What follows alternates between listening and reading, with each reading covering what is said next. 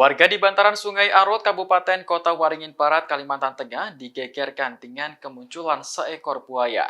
Buaya tersebut muncul di permukaan sungai sambil membawa jasad seorang anak di mulutnya.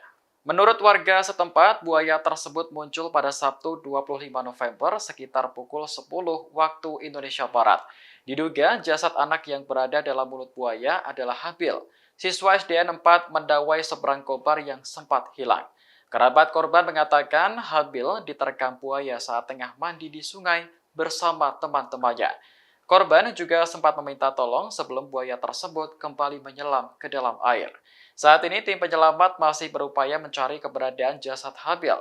Kepala SKW 2 BKSDA Penggalan Pun, Dendi Setiadi mengatakan, proses pencarian melibatkan BPBD, Damkar, Polairut, dan masyarakat setempat. Menurutnya, buaya tersebut belum muncul kembali ke permukaan. Diduga karena ramainya masyarakat yang berkumpul untuk menyaksikan proses pencarian Habil.